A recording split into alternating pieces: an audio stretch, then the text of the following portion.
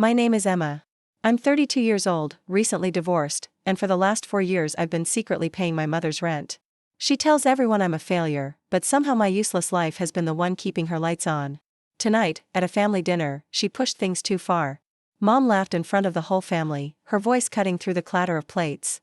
"How does it feel to be useless, daughter?" she asked loudly, making sure every single person at the table heard it.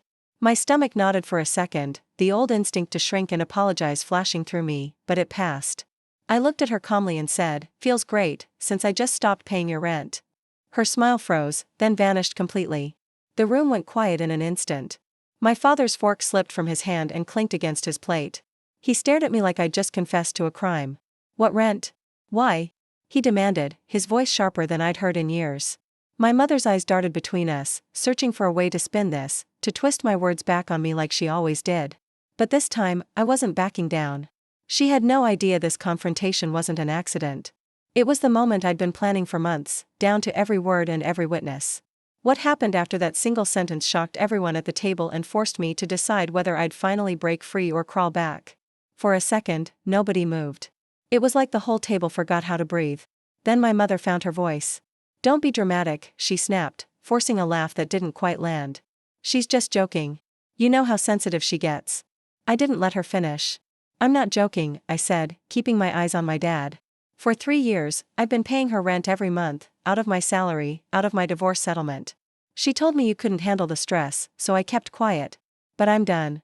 That got his attention. My dad's face went from confused to pale, then to something I hadn't seen in a long time, pure cold anger.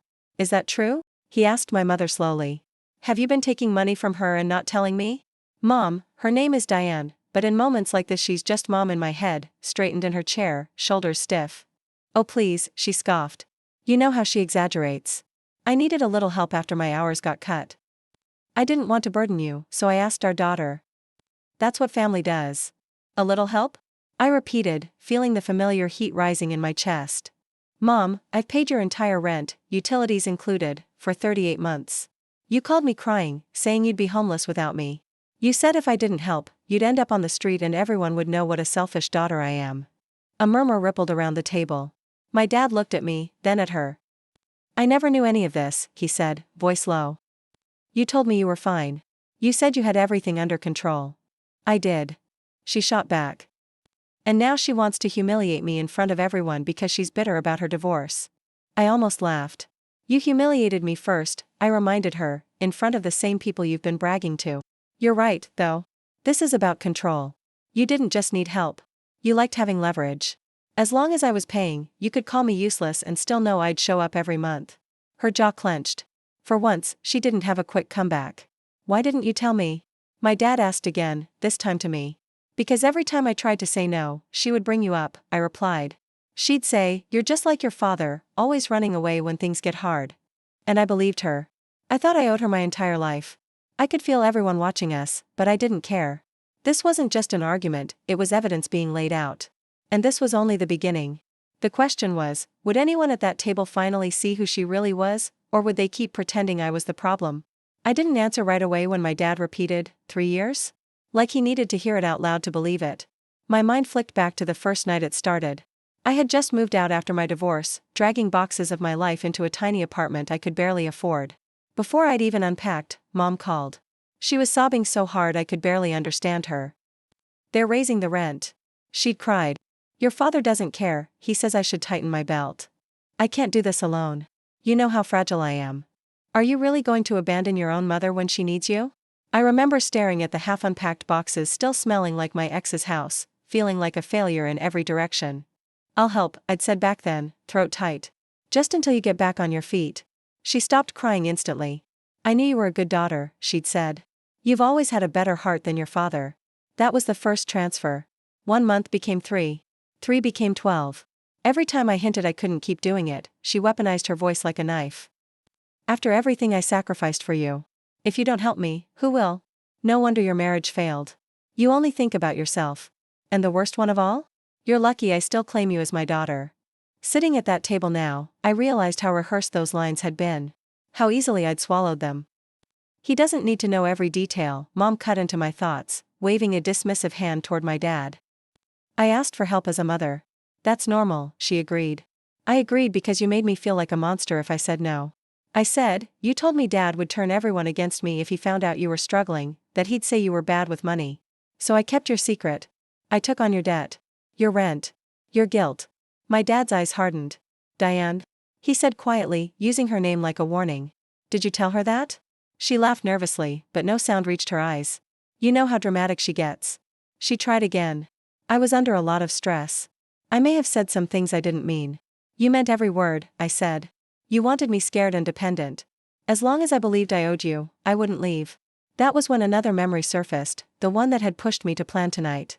Last month, when my account overdrafted because the rent transfer went through the same day my car broke down, I'd called her panicking.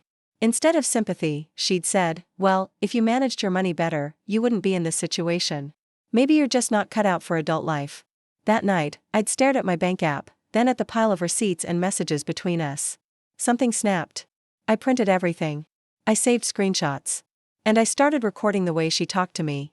I knew she would never stop as long as everything stayed hidden. You want to talk about being useless? I said now, feeling my voice steady. I've been paying your rent. Your internet. Your electricity. I bailed you out on that emergency credit card bill too. And somehow, in every version of the story you tell people, I'm still the failure. She opened her mouth, but this time I was faster.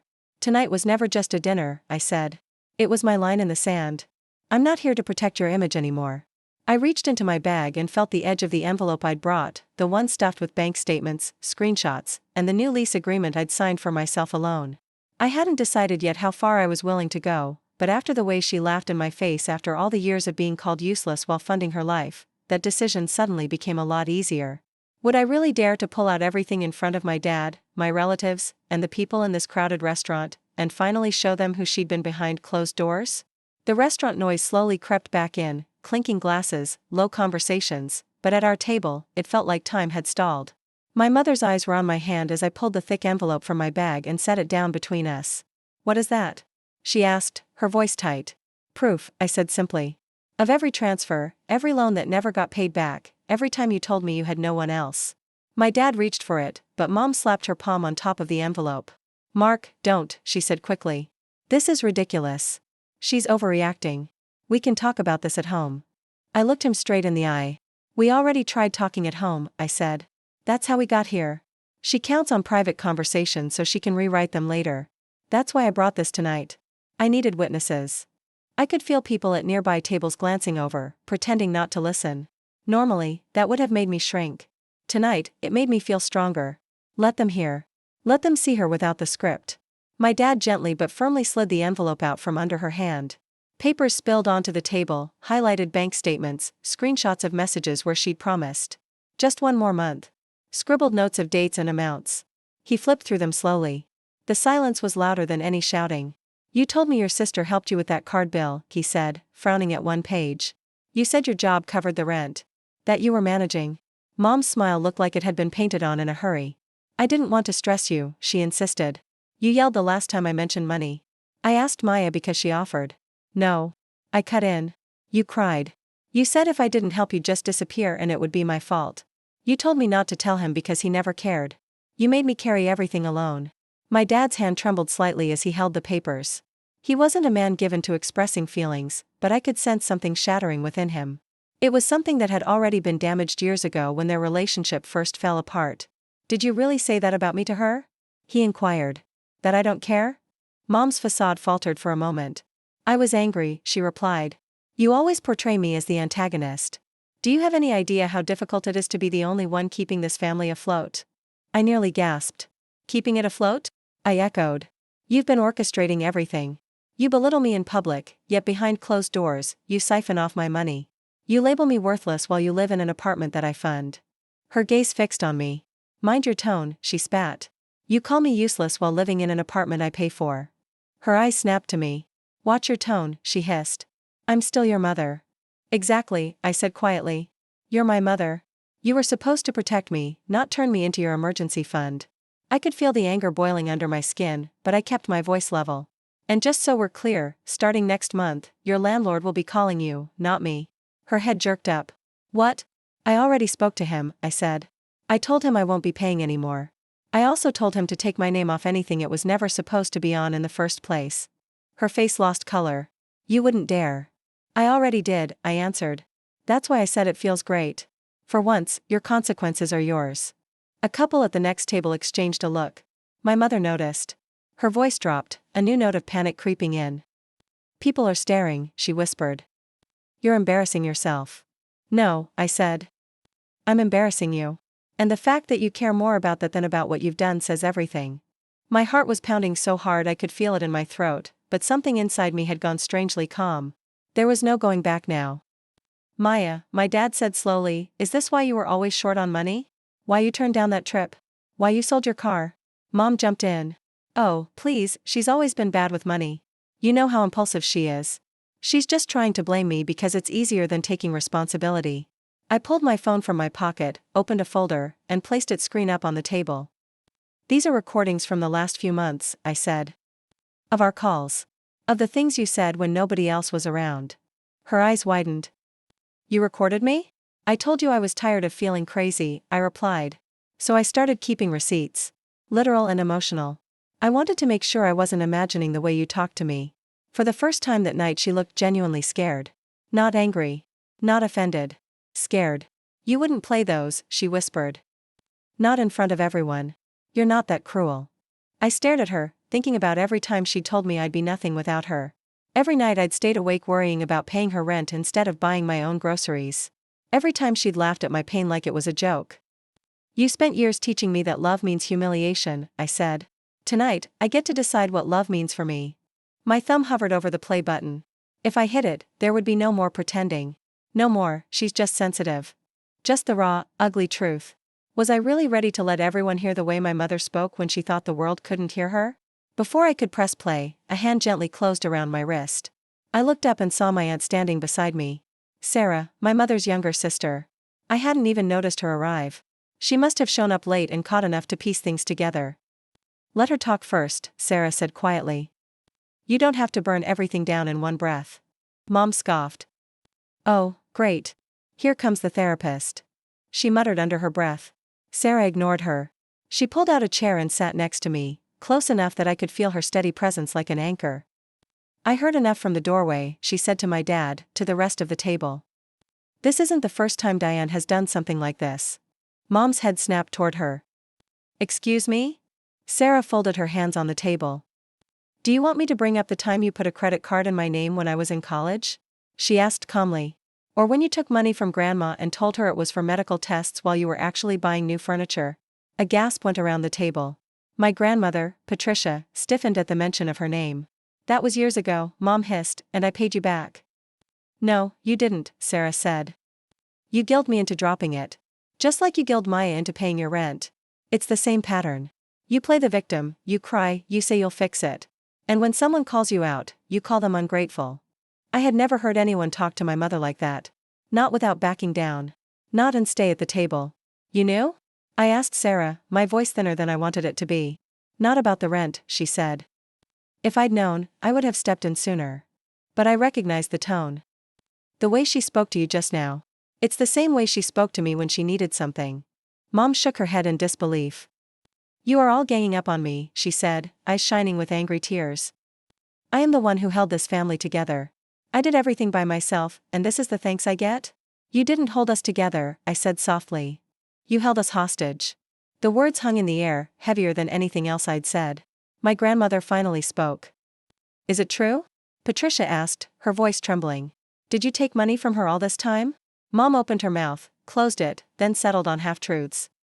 I borrowed some help when I needed it, she said. Parents do that. I was going through a hard time. You all act like I'm some kind of monster. Monsters don't always look like monsters, Sarah replied. Sometimes they look like people who can't admit they were wrong. I glanced around and caught sight of something that made my stomach flip. At a table nearby, a teenager was very obviously recording us with her phone, trying to pretend she wasn't. Mom saw it too. Her face drained of color. Image was everything to her. Church committees, community events, her Facebook persona as the strong single mother who survived.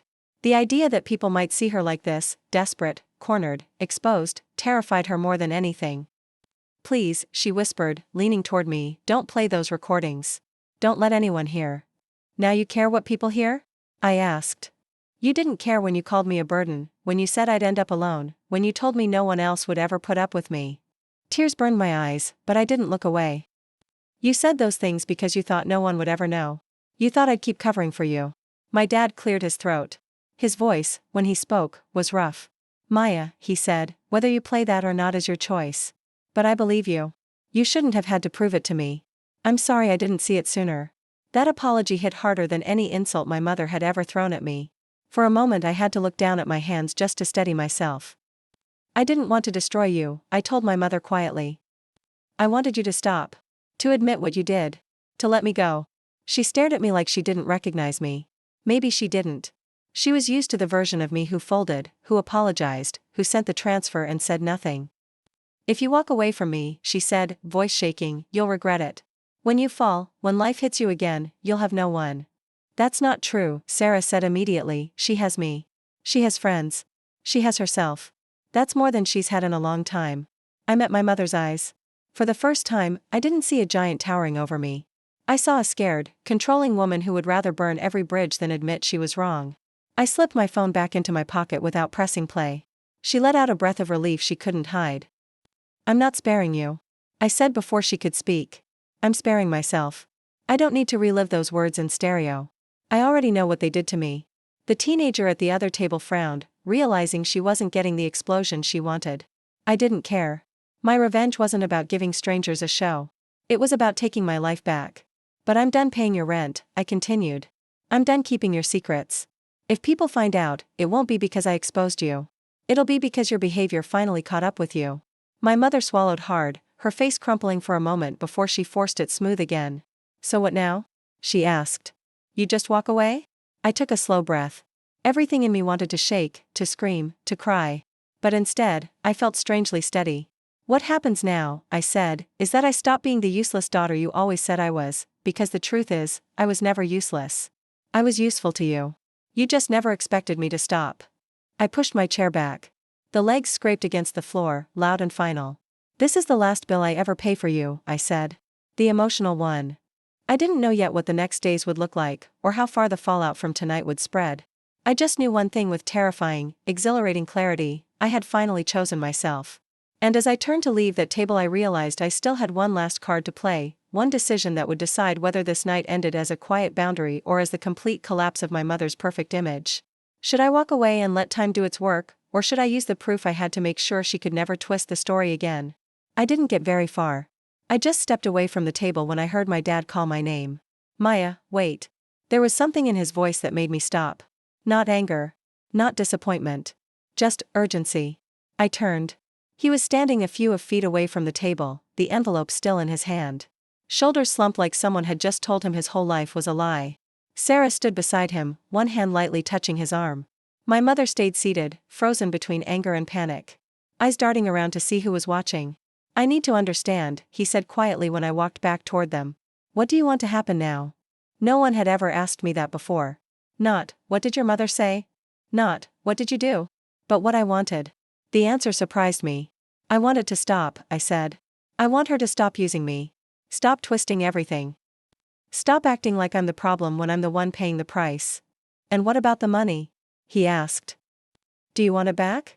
For a moment I imagined demanding every cent. It would be satisfying, watching her scramble, finally feeling the weight she'd dumped on me. But I already knew what that would cost me. Years of more fighting, more excuses, more poor me speeches. I didn't want my revenge to chain me to her forever. I want accountability, I said. If she pays anything back, it should be because she chooses to, not because I'm chasing her. The real payback for me is not letting her do this again. Not to me. Not to Sarah. Not to anyone. Sarah nodded. We can help make that happen, she said. But it has to start with the truth. We went back to the table together. The air felt thick, like the whole restaurant had shifted a few degrees. My mother sat rigid, hands clasped so tightly her knuckles were white. Have we finished humiliating me? She asked coldly. Or do you want to read her diary out loud, too? My dad sat down slowly, folding the papers back into the envelope. This isn't about humiliation, he said. This is about what you did. You lied to me. You lied to our daughter. You lied to your own mother and sister. You took money from all of them and made them feel guilty for not doing more. She let out a sharp laugh. Oh please, like you never lied. Like you're some saint. I'm not, he said. But I'm done pretending this is normal. He slid the envelope toward her. You're going to call your landlord tomorrow, you're going to tell him the payments won't be coming from Maya anymore, and you're going to work out a plan that doesn't involve our daughter's bank account. So you'll pay it? She snapped. Is that what this is about? You want to feel like a hero now? No, he said. I'm not paying it either. She stared at him, stunned. What? You got yourself into this, he said. You told all of us you were fine. You took money behind my back. You turned our daughter into your safety net. That ends now. If you need a cheaper place, you downsize. If you need help, you ask honestly. But this? He tapped the envelope. Never happens again. Her face twisted. You can't do this to me, she said. You can't just abandon me. Sarah leaned forward. You didn't think twice about abandoning Maya when she needed emotional support, she said. You made her believe she was broken, then used her fear to keep her paying. You abandoned her, a long time ago. She's just finally walking out of the house you left burning. The teenager at the nearby table wasn't even trying to hide her phone now, a few other people were openly watching. My mother noticed, and that's when the mask truly cracked. Stop staring. She suddenly shouted at the room. Mind your own business. A few heads turned away, but not all. The image she'd spent years cultivating was slipping, and she knew it. You are all ungrateful, she hissed, turning back to us. If it weren't for me, you'd have nothing. I gave you life. I sacrificed everything. You sacrificed my peace, I said quietly. I'm taking it back. I picked up my phone again, not to play the recordings but to open a group chat I'd created earlier that afternoon. It was labeled, For When I'm Ready. It included Sarah, my dad, my grandmother, and 2 cousins who'd seen pieces of this before, but never had the full picture. With a few taps, I attached a folder of documents, screenshots, bank statements, a written timeline of events, and hit send. Their phones buzzed almost simultaneously. My grandmother's eyes widened as she looked down at hers. What is? Oh my God, she murmured. My mother's head snapped up. What did you do? I made sure the truth can't disappear anymore, I said. I'm not posting it online. I'm not blasting you on social media. I'm just making sure that if you try to twist this later, there are people who know exactly what happened. Her mouth opened and closed, rage and fear colliding behind her eyes. You think they'll all turn against me? She demanded. Is that your big victory? Watching your own mother get abandoned? My victory, I said, is finally knowing that whether they believe you or me doesn't control my life anymore. I'm done buying your version of the story. My dad put his phone down and looked at her. If you want any relationship with me or with Maya or with your own family, he said, you're going to have to take responsibility. Get help. Stop using people. No more secrets. No more debts behind our backs. If you can't do that, you'll be alone. For a moment, I thought she might actually apologize. Her eyes glistened, her mouth trembled. Then something hardened again. Fine, she spat. Go. All of you. Walk away. Don't come crying to me when your lives fall apart. You'll see how useless you really are without me. I stood. That's the thing, Mom, I said. My life started getting better the second I stopped trying to prove I wasn't useless to you. I picked up my bag. Now I'll see what it looks like when I give all that energy back to myself. As I walked toward the door, I felt every pair of eyes on my back, hers included. For the first time in my life, I didn't feel small under that weight. I felt free. But as the cool air hit my face outside, a thought tugged at me. I'd taken my power back in that room. I'd cut off her access to my wallet, to my guilt, to my silence. Yet part of me still wondered, if you had the chance to completely destroy someone's reputation after they'd spent years destroying your self-esteem, would you do it? Or is walking away with your peace already the strongest revenge? 3 months later, my alarm went off at 7 a.m. And for the first time in years, my first thought wasn't, did Mom text me about money? It was, do I want oat milk or regular in my coffee? It sounds small, but if you've ever woken up every day bracing for someone else's crisis, you know how huge that is. My phone screen was blissfully quiet. No missed calls. No walls of guilt-tripping messages. Just a text from Sarah. Therapy at 6? I'm bringing snacks. And one from my dad. Proud of you. Call me when you're free. I moved into a slightly better apartment a few weeks ago.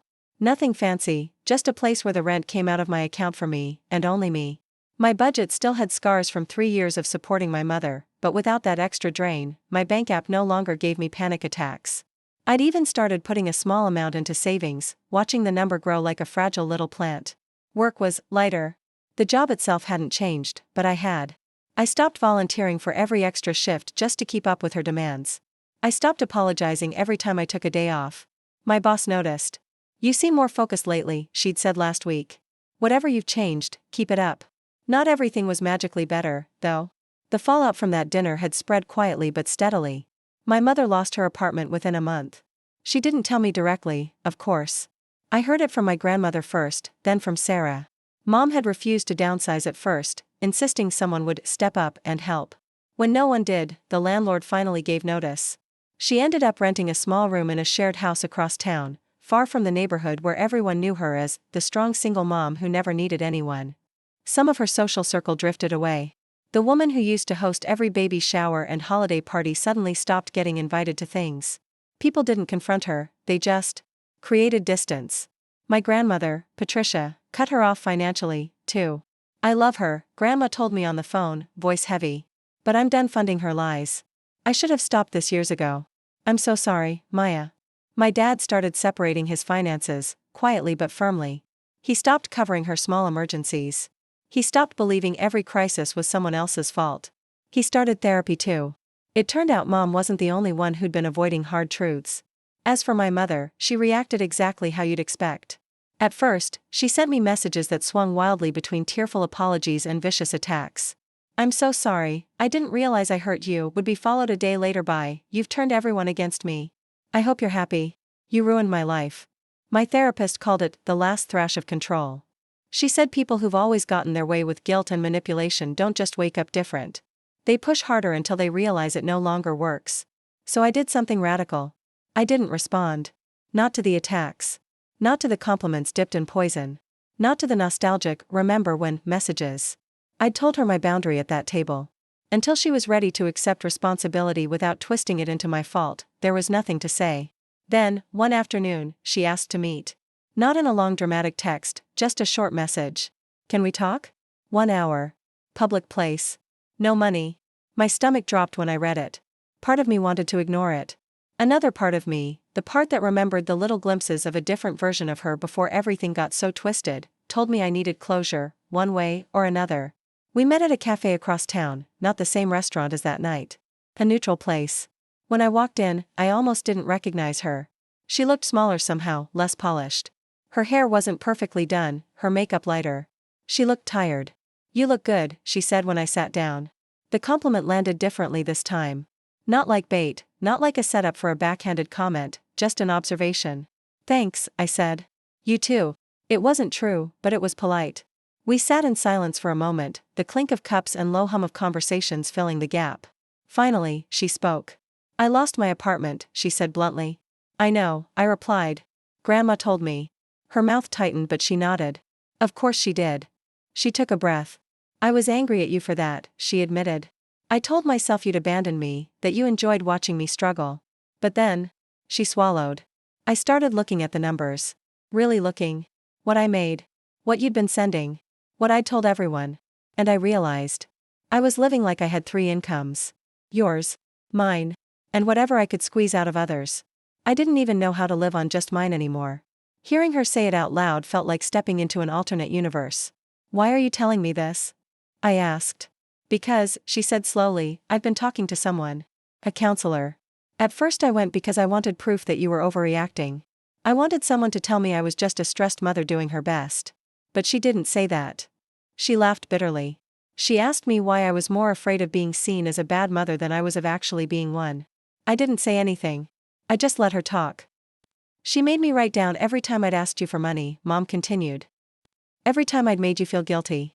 Every time I'd told you you'd be nothing without me. Seeing it on paper? She shook her head. It looked ugly. Desperate. Like the way my own mother talked to me when I tried to leave home. That part surprised me. She rarely spoke about her childhood, except to say she escaped. So you copied her, I said quietly. You told yourself you were different because you had better reasons. Her eyes flashed but not with anger, more like recognition. That's what the counselor said too, she admitted. That I'd built my whole identity on not being my mother, and then I became her anyway. She looked down at her hands. I'm not telling you this so you'll feel sorry for me, she added quickly. I know I don't deserve that. I'm just trying not to lie anymore. Not to you. Not to myself. Silence stretched between us again, but it didn't feel as suffocating this time. So what do you want from me? I finally asked. Because if this is leading to, can you help with my new place? The answer is no. I know, she said. I'm not asking for money. She hesitated. I'm asking for a chance. Not to go back to how things were. I know that's gone. But maybe someday, to have something. A phone call that doesn't end in a fight. A coffee that isn't about bills. I don't expect it today. Or tomorrow. I just don't want the last word between us to be that dinner. I thought about that night. About her laugh, sharp and cruel. About the way my voice didn't shake when I finally said, I stopped paying your rent. About the girl filming, the witnesses, the envelope on the table. I thought about the 3 months since then. How much lighter my life felt, and how much work it had taken to rebuild even a basic sense of self-worth. Here's what I can offer, I said slowly. I'm not ready to forgive you. Not yet. Maybe not for a long time. And even if I do, forgiveness doesn't mean forgetting what happened or pretending it wasn't that bad. She nodded, eyes wet. I understand. If you keep going to counseling, I continued. If you stop asking me for money, if you can talk to me without calling me names, without bringing up everything I've ever done wrong, then maybe we can start with small things. Texts. Short calls. See if you can treat me like a human being who doesn't owe you her entire life. Her lips trembled. And if I mess up? Then I step back again, I said. Because my boundary isn't punishment. It's protection. I'm not going back to being your emotional wallet, your punching bag, or your backup plan. You don't get to call me useless and then live off my labor. A tear slipped down her cheek. She wiped it away quickly, as if emotions were still something to be hidden. Fair, she whispered. More than fair. We sat there, two women with matching eyes and completely different lives, trying to figure out if there was any path between us that didn't involve debt or damage. Maybe there was. Maybe there wasn't. But for the first time, I felt like the choice was mine. As we stood to leave, she looked at me and said, almost shyly, you know, you were never useless, Maya. I think I needed you to believe that so I wouldn't have to face how useless I felt without your help. It wasn't the apology I'd once fantasized about, but it was real. Messy. Imperfect. Human. I know, I said. And that's exactly why I can't be that girl for you anymore. Later that night, lying in my own bed in my own apartment I paid for with my own money, I scrolled back through our old messages, the ones full of guilt and panic and, please, I really need you. Then I looked at the new ones. Short. Careful. Neutral. For the first time in my life, I didn't feel like my mother's emotional hostage. I felt like my own person. People always say, revenge is about making the other person suffer the way you did. But standing there in that cafe, hearing her admit what she'd done, not because she was cornered, not because I played a recording, but because she finally had to face herself, I realized my revenge had already happened. She lost her apartment. She lost the illusion of control. She lost the version of me who would do anything to keep her happy. I didn't need to ruin her life.